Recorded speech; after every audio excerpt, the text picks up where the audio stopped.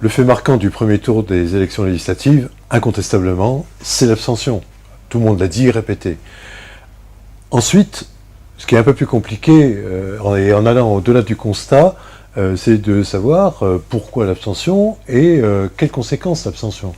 Pourquoi l'abstention?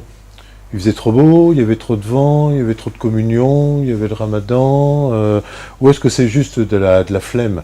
C'est de la flemme citoyenne, c'est de la flemme électorale. C'était la soirée de l'indifférence électorale.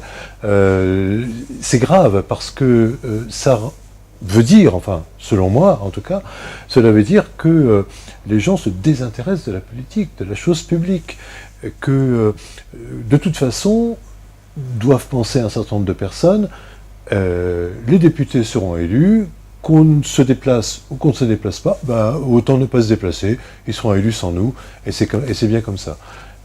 Il faut lutter contre cette dérive, parce que l'une des conséquences de ça, bah, c'est que justement, la machine démocratique risque de gripper, elle risque de s'arrêter. La machine démocratique, elle ne marche pas toute seule, elle ne fait pas de l'autocombustion. Il faut bien qu'il y ait des élus, et pour qu'il y ait des élus, il faut bien qu'il y ait des électeurs, et pour qu'il y ait des électeurs, il faut bien qu'il y ait un minimum, on va dire, de conscience publique, de conscience politique, de choix, d'opinion qui se relaient.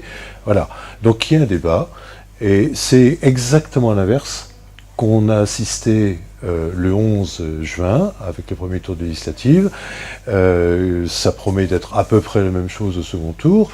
Je rappelle quand même qu'à La Réunion, c'est autour de 35%, c'est même légèrement inférieur à 35% de participation, 65% d'abstention, à comparer avec les quelques 49% de participation, donc pareil, 51% d'abstention, noté au plan national français.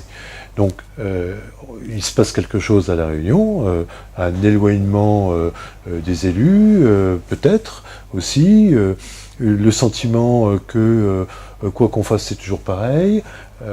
À ce rythme-là, effectivement, on laissera aux seuls politiciens le soin de faire de la politique.